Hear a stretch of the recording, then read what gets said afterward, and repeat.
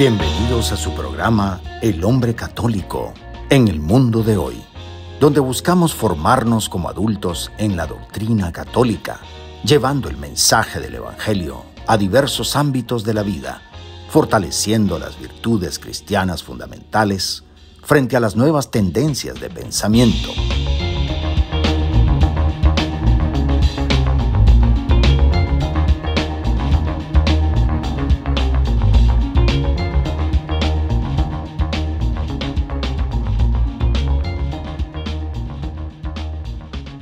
Bienvenidos a este espacio de fe y esperanza de la 91.9 FM de Radio María en español, donde exploramos cómo vivir la doctrina católica en nuestro diario vivir. Acompáñanos en esta hora llena de inspiración y formación espiritual para enfrentar juntos los desafíos de nuestra época desde la perspectiva de la fe cristiana. Soy Leo Janón y con la alegría de la fe ardiendo en el corazón, te doy la bienvenida a esta nueva edición de El Hombre Católico en el mundo de hoy. Hoy no venimos simplemente a hablar de una fiesta litúrgica más, es una gran solemnidad, donde nos tenemos que dejar envolver por un misterio que toca el cielo y la tierra, la asunción de la Santísima Virgen María, llevada en cuerpo y alma a la gloria de Dios. No es un detalle piadoso ni un recuerdo lejano, sino una verdad que ilumina nuestro destino y nos recuerda que fuimos creados para la eternidad. María, Madre nuestra, que caminó por esta tierra como vos y como yo, hoy nos muestra que el final no es la tumba, sino el abrazo de Dios. Este programa será un viaje al corazón de este dogma. Descubriremos su belleza, su fundamento y la esperanza que siembra en cada creyente. Contemplaremos por qué primero asciende el Hijo y luego es asunta la Madre. Cómo su misión continúa incluso en la gloria y cómo este misterio nos llama a vivir con coherencia, fidelidad y la mirada puesta en el cielo. No estamos aquí para admirar de lejos, sino para dejarnos transformar, para que como María podamos vivir de tal modo que un día el Señor nos llame por nuestro nombre y nos reciba en su casa gloriosa.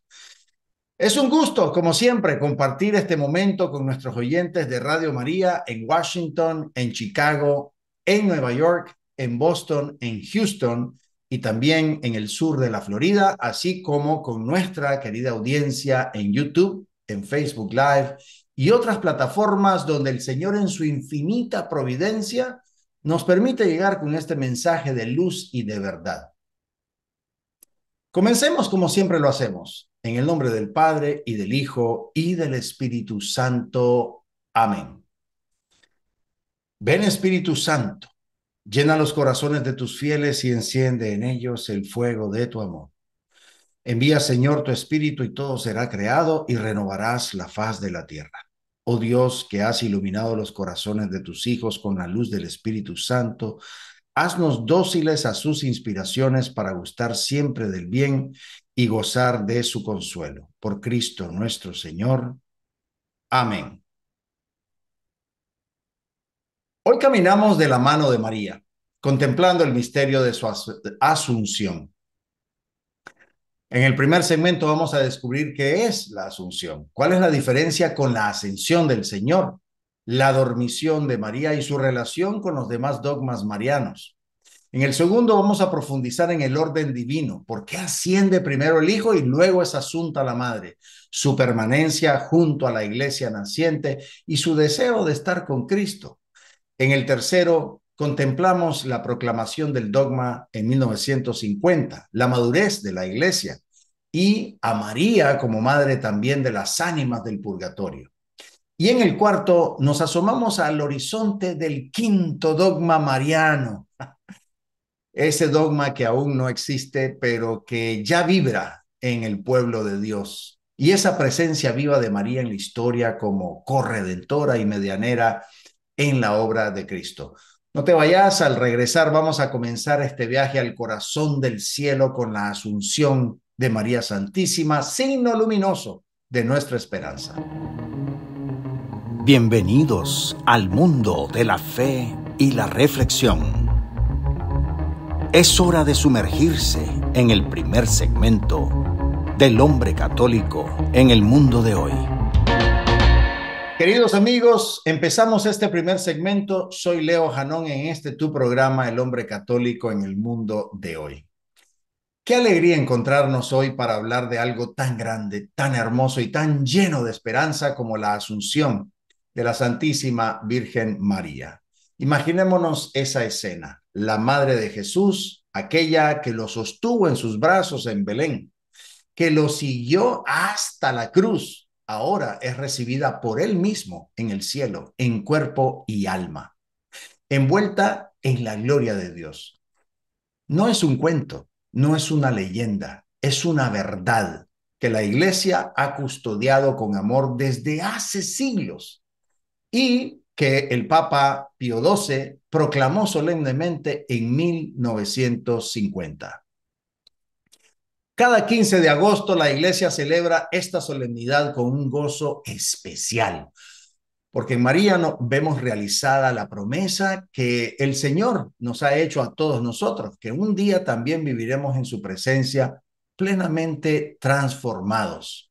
Es decir, la Asunción no es solo algo bonito que le pasó a la Virgen, es una señal del destino al que estamos llamados, un recordatorio de que nuestro cuerpo y nuestra alma están pensados para la eternidad.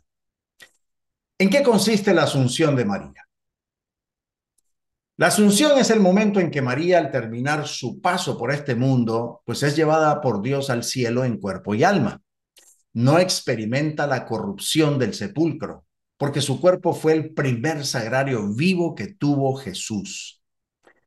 Ese cuerpo que lo llevó 9 meses en su vientre, que lo acunó, que lo cuidó, no podía quedar abandonado al polvo de la tierra. Por eso el Señor la llama a su lado íntegra, gloriosa, radiante. Aquí hay algo muy importante. La Asunción no es solo un privilegio de María, es también un anticipo de lo que Dios quiere hacer con vos y conmigo. Ella es la primera en vivir lo que un día será nuestra realidad, la resurrección de la carne y la vida eterna, como lo dice el credo. Por eso cuando contemplamos a María en el cielo, sentimos que el camino que recorremos tiene sentido y destino. Y este dogma nos deja un mensaje profundo. El amor y la fidelidad a Dios nunca quedan sin recompensa. María vivió para Dios, dijo sí sin reservas. Y Dios la coronó con gloria. Lo que Él hizo en ella, quiere hacerlo también con nosotros, querido hermano, si nos dejamos, obviamente, moldear por su gracia. Ahora, ¿cuál es la diferencia entre la asunción de María y la ascensión del Señor? A veces se confunden un poco los términos, pero son muy distintos. Jesús asciende al cielo por su propio poder, porque Él es Dios. María, en cambio, es asunta, es decir, llevada al cielo por el poder de Dios. Uno sube por sí mismo y la otra es elevada por otro. En la ascensión vemos al Señor victorioso que abre las puertas del cielo. En la asunción vemos a la madre entrando por esas puertas que su hijo ya abrió. Y esto nos muestra algo muy precioso. Toda la grandeza de María viene de Dios. Ella no se glorifica a sí misma, no busca un trono por sus propios méritos. Es Dios quien la levanta, quien la abraza y quien la coloca junto a su Hijo. Y aquí está la belleza. El poder de Dios se manifiesta elevando a los humildes. Además, Jesús asciende como primicia, como el primero que inaugura el camino al cielo. María lo sigue como la discípula más fiel, confirmando que todo aquel que vive unido a Cristo llegará a donde Él está. Su asunción, entonces, viene siendo esa prueba viva de que las promesas del Señor se cumplen. Ahora, pensemos en la dormición de María? ¿Murió o no murió? La tradición cristiana, especialmente en el Oriente, habla de la dormición de María, palabra que significa quedarse dormida. Es una manera muy poética y teológica de decir que ella pasó de esta vida a la eternidad sin el dolor, sin la corrupción que asociamos con la muerte. La Iglesia, en el dogma proclamado en 1950, no define si María murió físicamente o no, pero sí afirma con certeza que fue llevada en cuerpo y alma a la gloria del cielo.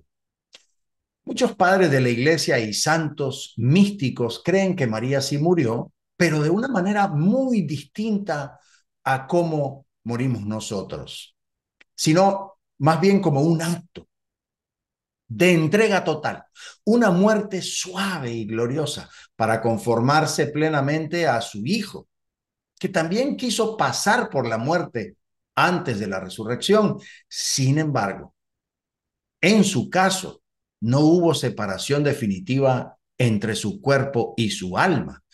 Ese tránsito fue seguido inmediatamente por la glorificación de ambos. Los místicos describen este instante como un éxtasis de amor. María, al final de sus días, ya no deseaba otra cosa que ver a Jesús. Y cuando llegó la hora, el cielo entero se abrió para recibirla, su alma y su cuerpo, transformados por la gloria divina, entraron juntos en la presencia de Dios. Como dijo San Juan Damasceno, era necesario que aquella que llevó en su seno al Creador de todo habitara en las moradas celestiales. Hablemos de la Asunción de María y el purgatorio. ¿Pasó por él o no pasó? Cuando hablamos del purgatorio, pensamos en esa purificación final por la que muchas almas pasan a través antes de entrar al cielo. Es como ese último abrazo purificador de Dios que quita cualquier sombra para que podamos entrar en su presencia con un corazón totalmente limpio. Pero en el caso de María, la Iglesia nos enseña que no necesitó pasar por ese estado de purificación. ¿Por qué? Porque desde su concepción, Dios la preservó del pecado original y de toda mancha por la gracia única de la Inmaculada Concepción. Además, María vivió siempre en comunión perfecta con Dios. No hubo en ella ni siquiera un instante de ruptura con su Creador. Eso significa que al llegar al final de su vida no había nada que purificar. Su alma estaba tan pura y tan llena de gracia como el día en que dijo sí al ángel Gabriel, y aún más, porque toda una vida de fidelidad la había embellecido todavía más. Por eso cuando el Señor vino a buscarla, lo hizo para llevarla directamente a la gloria, sin pasar por ese proceso que nosotros probablemente vamos a necesitar.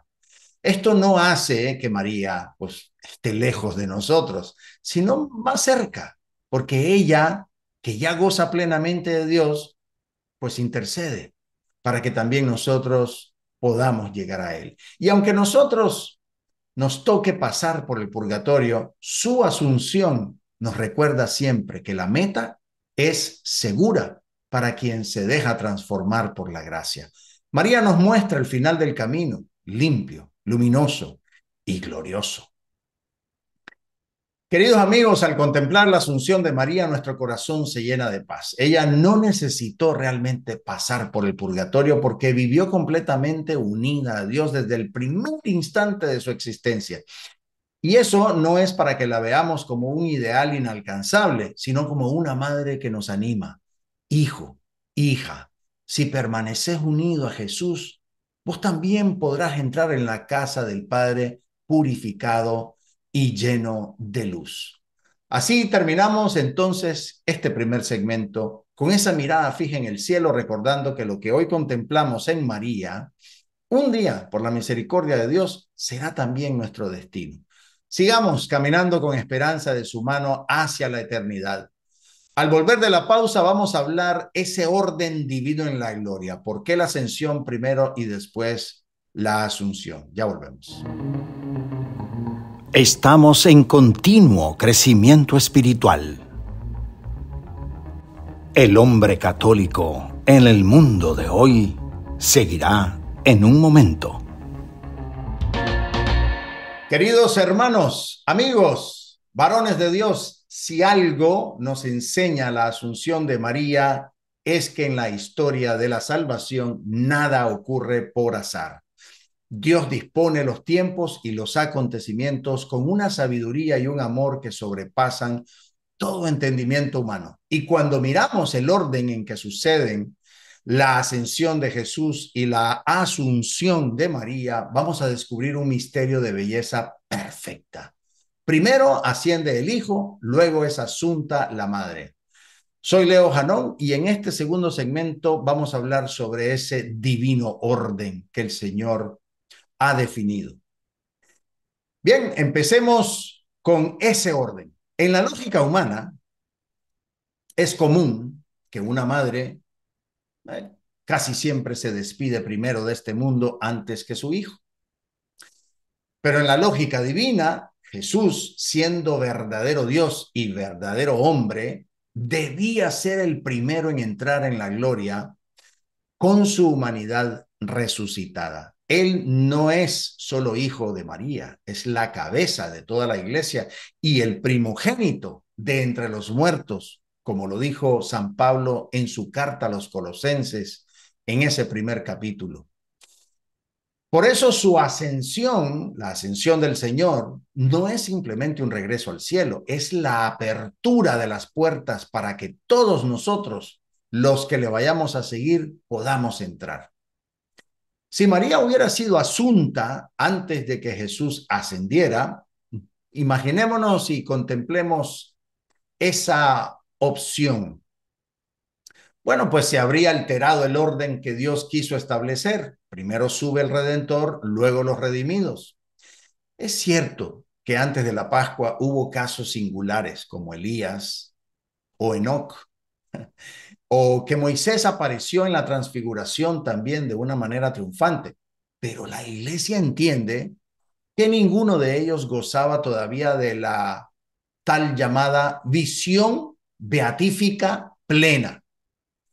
Es decir, antes de la victoria de Cristo en su Pascua, las almas de los justos estaban en lo que la tradición llama el seno de Abraham o ese sueño de los justos. Es decir, es un estado de paz y consuelo, pero aún sin la contemplación cara a cara de Dios, porque el cielo estaba cerrado por el pecado original.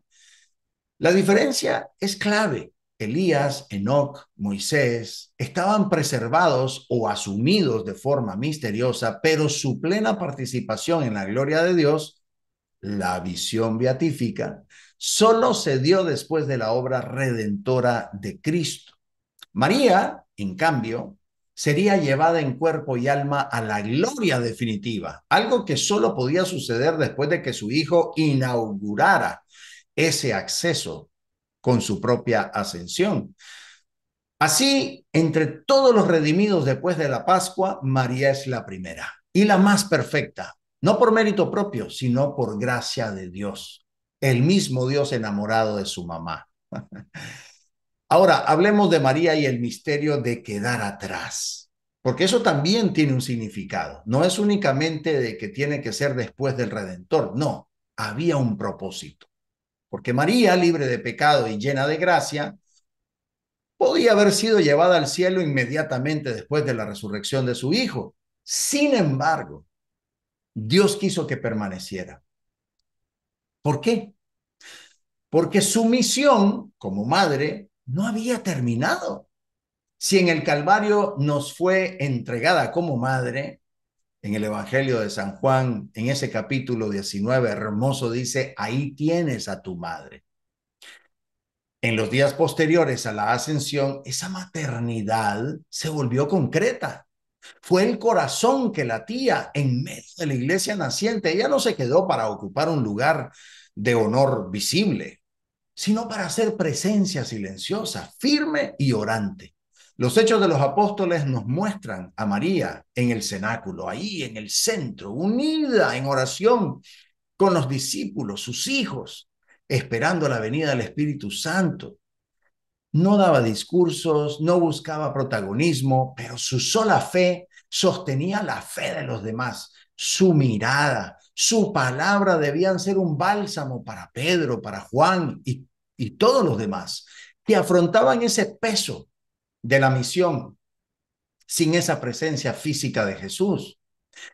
En esto María vivió lo mismo que San Pablo expresaría años después. Me siento apremiado por las dos cosas. Por un lado, deseo partir y estar con Cristo, que es con mucho lo mejor, pero por otro, quedarme en la carne es más necesario para ustedes. Lo dice en su carta a los filipenses. Bueno, pues el cielo la llamaba, su hijo la esperaba, pero su amor por nosotros la retenía. Así, su espera se convirtió en un acto supremo de caridad, enseñándonos que la verdadera santidad es amar tanto a Dios como para desearlo, pero también amar tanto al prójimo como para quedarse hasta que ellos estén listos. Hablemos del acompañamiento de la iglesia naciente por María Santísima. Ese tiempo que ella pasó y permaneció después de la ascensión no fue un paréntesis vacío. No, fue un tiempo fecundo.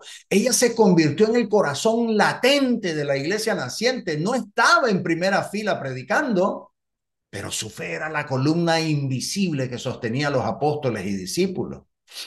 Es decir, su presencia silenciosa era un testimonio vivo de lo que significa confiar en las promesas de Cristo. El orden, primero la ascensión del Hijo, luego la asunción de la Madre, le dio a la iglesia un tiempo precioso con su madre. Fue como si el Señor quisiera que su esposa, la iglesia, creciera al amparo de quien mejor conocía su corazón. Y así, mientras los apóstoles salían a anunciar el evangelio, encontraban en María ese recordatorio viviente de que el final de todo no es la muerte, sino la vida eterna en comunión con Dios.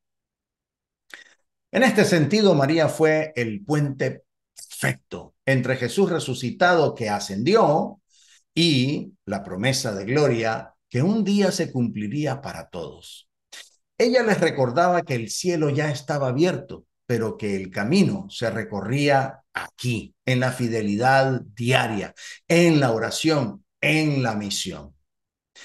Finalmente, el deseo de estar con el Hijo en el cielo y esa esperanza nuestra. María incluso, mientras vivía y servía en la tierra, pues tenía su mirada fija en el cielo. Su corazón ardía por estar con su hijo, pero entendía que su momento llegaría cuando Dios lo dispusiera. Y cuando llegó, su asunción se convirtió en una proclamación gloriosa. El destino final del discípulo fiel es la comunión eterna con Cristo, en cuerpo y alma. Este orden, el hijo que asciende primero y luego la madre que es asunta, nos deja un mensaje claro. La muerte no es el final, es el paso hacia la verdadera vida. Y este paso solo es posible porque Cristo lo recorrió antes y abrió para nosotros las puertas del cielo. Esto pone en contexto toda nuestra existencia, toda. Este tiempo en la tierra es el espacio para decidirnos por Dios y vivir en coherencia con esa decisión. Por eso la Asunción nos enseña que la esperanza no es un deseo abstracto, no, es una certeza que se alimenta con una vida fiel, coherente, en la que lo que pensamos, lo que decimos, lo que hacemos y lo que vivimos, todo eso está enraizado en la verdad. Ahí está la coherencia del cristiano.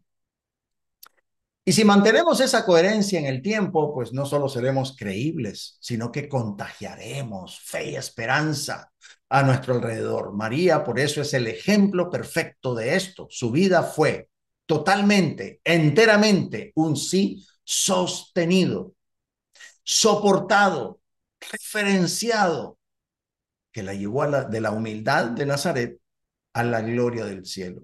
Y ahí, junto a su hijo, ahí nos espera. Querido hermano, oh varón de Dios, la asunción de María después de la ascensión de su hijo no es solo un detalle cronológico. No, es un signo luminoso que abraza toda nuestra esperanza. Cristo abre el cielo y María la Madre nos muestra que el camino verdaderamente es real y alcanzable, que Jesucristo no es el camino únicamente acá, no, también es trascendiente hasta el cielo. Ella esperó, sirvió, sostuvo y amó hasta el final. Y fue llevada en cuerpo y alma a la gloria, confirmando que la muerte no es el final, sino el inicio de la vida eterna. Su misterio nos invita a vivir enraizados en la verdad, con una coherencia fiel entre lo que creemos y lo que hacemos, para que un día, como hijos que siguen a su madre, podamos entrar también en el gozo de nuestro Señor. Vamos a una pausa y regresamos para hablar sobre la asunción y esa madurez de la iglesia, el dogma que nació de la comunión de los santos. Ya volvemos. Nuestra reflexión continúa. Manténganse sintonizados para más de El Hombre Católico en el mundo de hoy. Estamos de regreso, soy Leo Janón y empezamos este tercer segmento con algo que es profundamente revelador, en el hecho de que la Iglesia haya proclamado el dogma de la Asunción en 1950. No fue improvisado ni surgido por moda o por presión externa. Era una verdad vivida, celebrada y amada desde los primeritos siglos, pero fue proclamada solemnemente en el momento justo, siglos después, como un fruto maduro que había estado creciendo en el huerto de la fe durante todos esos siglos. Porque Dios conduce a su iglesia como un padre que sabe cuándo sus hijos ya estarán listos para recibir ese tesoro en toda su profundidad. Y así, lo que en el corazón de los primeros cristianos ya era certeza, que María fue llevada en cuerpo y alma al cielo, pues se convirtió en palabra solemne del magisterio, confirmando algo que el Espíritu Santo había susurrado en la liturgia, en la predicación y en la vida de fe de millones de almas. Miremos entonces este misterio no solo como un hecho ocurrido hace 75 años, sino como la manifestación de que la iglesia guiada por el Espíritu camina en el tiempo, aprende, madura y en el momento preciso proclama con fuerza lo que siempre ha creído. Entonces, este misterio proclamado muy antiguo en estos tiempos recientes, ¿cómo fue así? Bueno, pues con esto queda claro de que la Asunción de María no empezó a creerse en 1950, no. Desde los primeros siglos los cristianos celebraban esta verdad. Las iglesias de Oriente hablaban de la dormición, hablaban de la gloria de María y en Occidente pues se celebraba la fiesta de su entrada en el cielo. Los padres de la iglesia predicaban sobre este misterio una y otra vez y los fieles lo cantaban con himnos y lo contemplaban en oración. Entonces, ¿por qué proclamarlo como dogma tan tarde? Porque un dogma no es una novedad que la iglesia inventa, sino una verdad que define solemnemente para que nadie dude de ella. Es como encender un faro en la costa. La costa ya existía, pero ahora todos pueden verla con claridad, incluso en medio de la niebla. En 1950, en un mundo herido por dos guerras mundiales, o sea, el mundo estaba deshecho, estaba queriendo con deseos de reconstruir, con pueblos enteros desangrados por la violencia y la desesperanza. Pues ahí el Papa de turno, Pío XII, movido por la fe, por la voz unánime de otros obispos y también muchos fieles, proclamó que María vive, ya gloriosa en cuerpo y alma. Fue un grito de esperanza. Si en medio del horror ella brilla intacta en el cielo, pues también nosotros, si permanecemos fieles, llegaremos a esa gloria. Ahora bien, los dos primeros dogmas marianos, la maternidad divina de María en el año 431 y la virginidad perpetua que se dio más o menos un siglo después, pues se proclamaron en los primeros siglos, como lo podemos evidenciar, cuando la iglesia debía defender la verdad de Cristo frente a herejías que estaban amenazando el núcleo de la fe. Eran tiempos de concilios, de debates intensos, de definiciones urgentes para salvaguardar el Evangelio. En cambio, los últimos dos dogmas marianos, el de la Inmaculada Concepción en 1854 y la Asunción en casi un siglo después, en 1950, pues se proclamaron en otro contexto totalmente diferente. Ya no fue un concilio, sino el Papa ejerciendo la autoridad que el Concilio Vaticano I había definido en 1870, la infalibilidad papal, en materias de fe y moral, cuando habla ex cátedra. Estos dogmas se definieron de manera extraordinaria. Eso es lo que significa hacerlo haciendo uso de esa infalibilidad papal. Para no cerrar, no para cerrar una herejía urgente, sino para iluminar con más claridad la fe de nosotros los fieles. Y esto nos recuerda que la Iglesia no vive solo a la defensiva, también en tiempos de paz relativa y madurez doctrinal, el Espíritu Santo la impulsa a proclamar verdades que edifiquen, que fortalezcan, que inspiren. Así la Asunción fue proclamada no para resolver un conflicto teológico, sino para encender la esperanza del pueblo de Dios, mostrando que la victoria de Cristo ya se cumple en María y se cumplirá también en nosotros. Ahora, durante siglos, la fe en la Asunción de María estuvo viva en la liturgia, en la predicación, en la devoción del pueblo de Dios. Pero como en todo jardín, hay frutos que necesitan su tiempo para madurar antes de ser presentados en toda su plenitud. Pues el Espíritu Santo que conduce suavemente a la iglesia preparó ese terreno a lo largo de generaciones para que llegado el momento el cuarto dogma mariano fuera proclamado como un faro que ilumina nuestro destino final. Y así en 1950 la iglesia ya estaba lista, con la mariología profundamente desarrollada, con una fe popular fuerte en este misterio y con un mundo herido que necesitaba una señal clara de esperanza maternal. Bueno, pues ahí la Asunción no fue proclamada para generar discusión, sino más bien para encender el deseo del cielo en un tiempo donde el hombre parecía olvidarlo. Fue esa confirmación solemne de que nuestra vida terrena es un camino con meta, con un objetivo. Y ese objetivo, esa meta, es vivir eternamente en la gloria de Dios. Así este dogma proclamado en el siglo XX no nos habla solo del pasado de María, no. Todo lo contrario, nos habla de nuestro futuro, nos dice que la historia humana no termina en la tumba, sino en la plenitud de la comunión con Dios, y que esa esperanza, vivida con coherencia y fidelidad, es posible para todos nosotros los hijos de la Iglesia.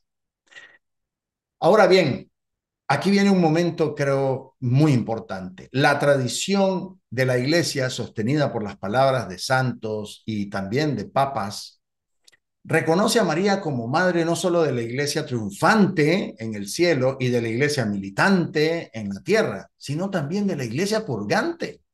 San Bernardo la llamaba consoladora de las almas que esperan, y San Alfonso María de Ligorio enseñaba que ella desciende al purgatorio para llevar alivio a quienes sufren en ese estado de purificación. El Papa Benedicto XV en 1917 llegó a afirmar que María tiene un poder especial para liberar a las almas del purgatorio, especialmente en las fiestas que la Iglesia le dedica. O sea que ahí nos unimos a la Madre para empujar a esas almas a esa triunfalidad tan ansiada. Y el Papa Juan Pablo II recordaba incluso que su maternidad se extiende hasta el momento en que el último de sus hijos cruce el umbral de la eternidad. Qué hermoso eso, ¿no? Ella como madre no abandona a ninguno de sus hijos, ni siquiera los que aún están en camino hacia la luz plena. Por eso contemplar a María en su asunción gloriosa y radiante nos ayuda a confiar en que también en el purgatorio su intercesión es eficaz. Ella, que fue llevada en cuerpo y alma al cielo, se inclina desde la gloria para socorrer a los que aún esperan, apresurando el día en que entren a la alegría eterna. Este misterio nos invita a vivir no solo por nuestra salvación, sino también intercediendo y ofreciendo por las almas que todavía están en ese tránsito de purificación.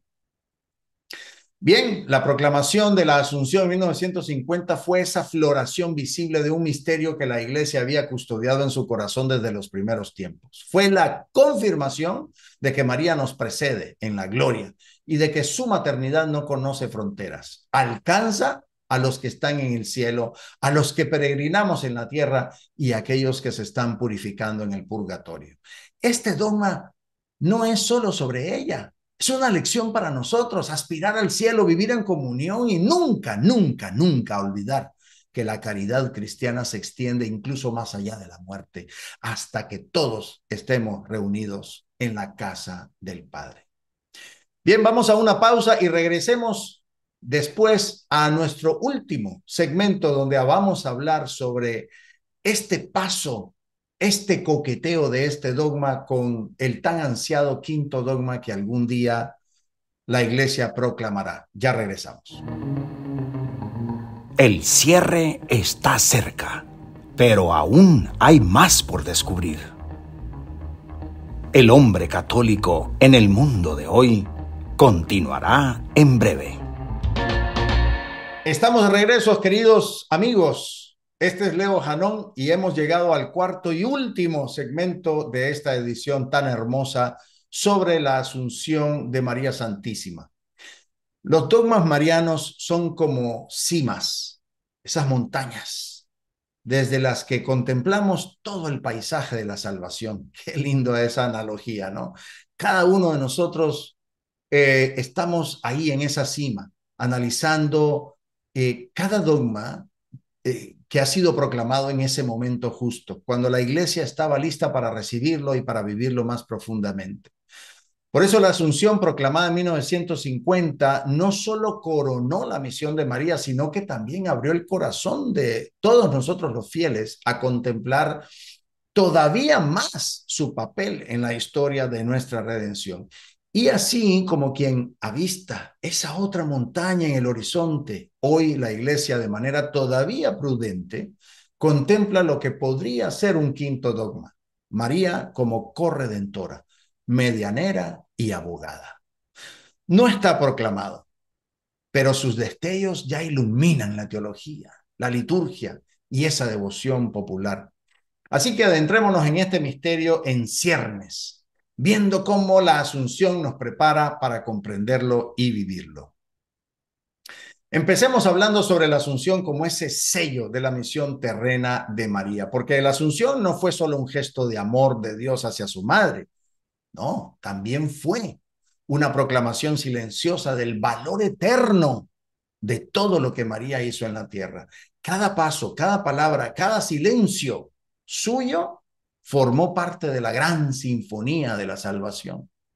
Desde ese sí hermoso, ese fiat en Nazaret, hasta el último latido de su corazón aquí en la tierra, María vivió en total comunión con la voluntad de Dios. Su cuerpo, llevado al cielo junto a su alma, inseparables, es como esa firma divina que confirma todo lo que hizo, lo hizo conmigo y para mi plan de amor, lo dice el Señor.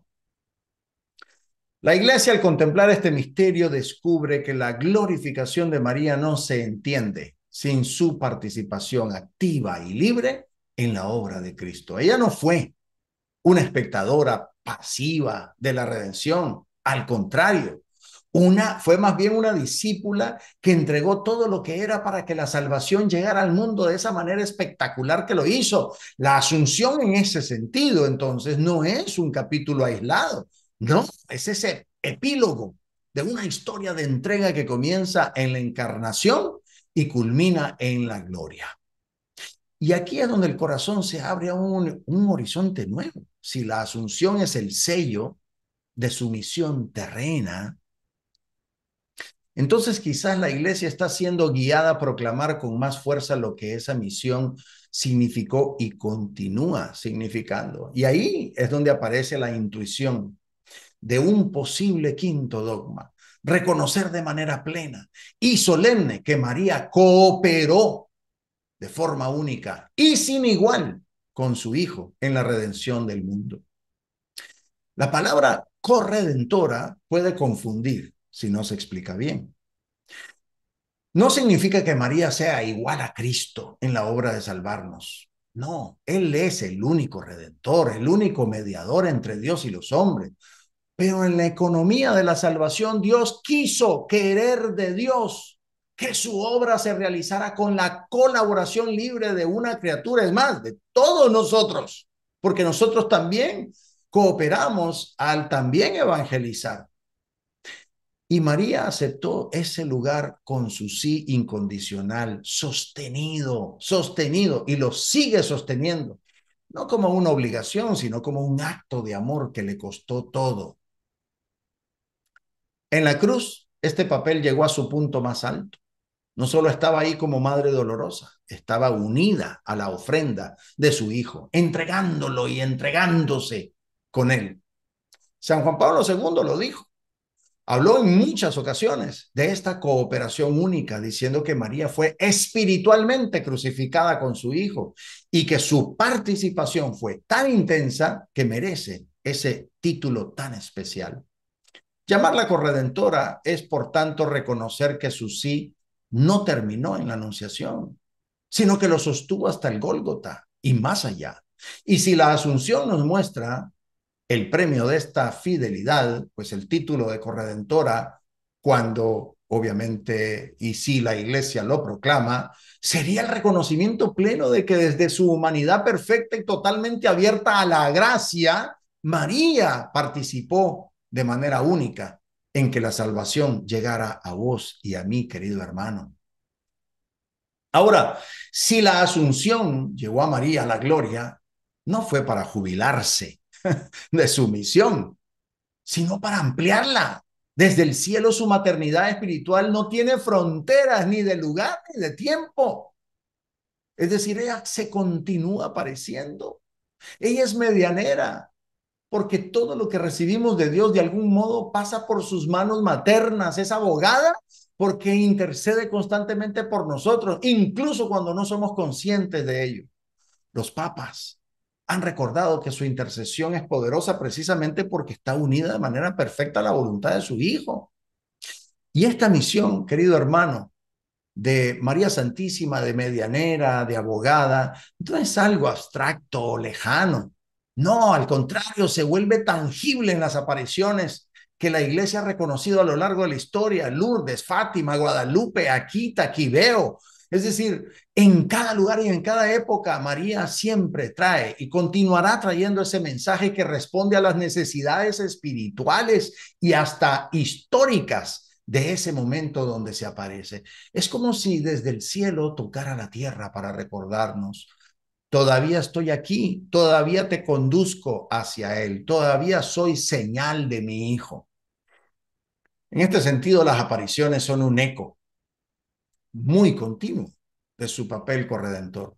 No añaden nada a la redención única de Cristo, pero sí la hacen cercana, actual, palpable en la historia. Son esa manera en que la madre sigue aplicando con ternura y urgencia las gracias que brotan de la cruz, que no se pierda ni uno solo de sus hijos.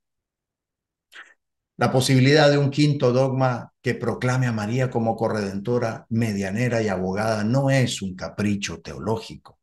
Es el fruto de siglos de contemplación, de experiencia viva, de su acción en la iglesia. Millones de fieles hemos visto en sus apariciones, en sus intervenciones silenciosas y en su constante intercesión maternal, esa confirmación de que ella sigue cooperando activamente con la obra de su Hijo.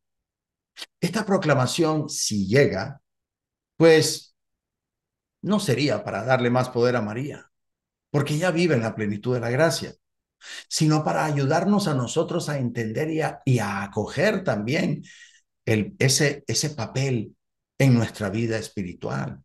Sería como encender un faro que diga: ella sigue en la misión y su misión está unida inseparablemente a la de Cristo. La Asunción la colocó en la gloria. La proclamación de este posible quinto dogma nos haría más conscientes de que desde esa gloria sigue actuando en nuestra historia. Tal vez, al igual que pasó con la Asunción, el Espíritu Santo espera el momento propicio, cuando la iglesia esté madura y el mundo necesite ese signo de esperanza. Y entonces, solo entonces, lo que hoy intuimos en fe y devoción se proclamará con la fuerza de la verdad definitiva.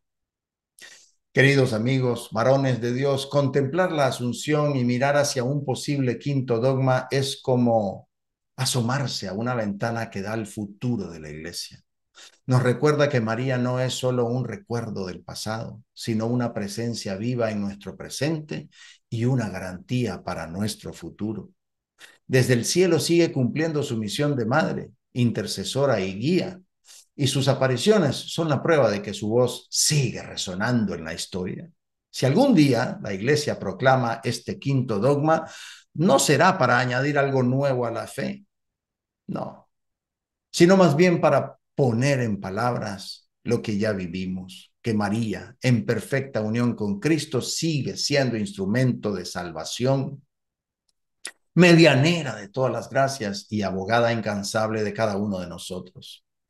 Y así, el eco de su sí en Nazaret seguirá sonando hasta que el último de sus hijos cruce ese umbral de la eternidad. Y bueno, mientras tanto, elevemos el corazón y recemos juntos. Jesús, me fío de ti.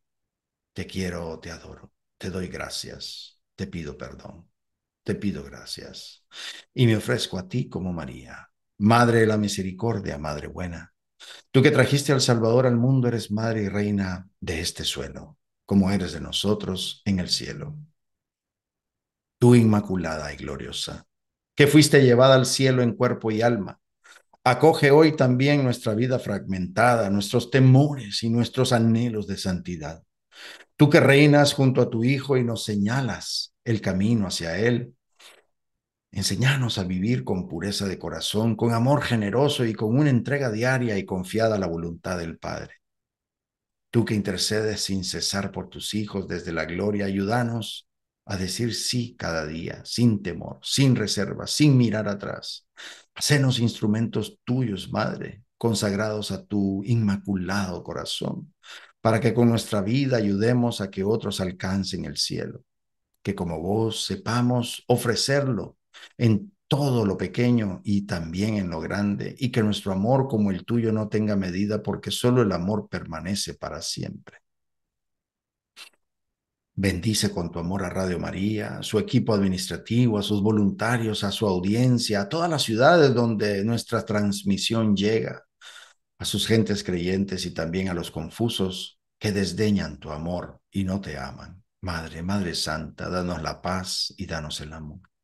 Danos al Padre y al Hijo y al Espíritu. Danos con tu gracia la gracia de ser santos, la gracia de ser buenos. Amén, amén, amén. Gracias por acompañarnos, esperando que esta hora de fe y reflexión haya sido luz para tu conciencia y fuego para tu corazón. Nos encontramos la próxima semana con más inspiración para vivir como auténticos discípulos de Cristo. Hasta entonces. Estuvo con ustedes el hombre católico en el mundo de hoy. Esperamos haberles guiado hacia una comprensión más profunda de su fe, permitiéndoles aplicarla en su vida diaria y contribuir al bien común y a la transformación positiva del mundo. Los esperamos, con el favor de Dios, en nuestro próximo programa.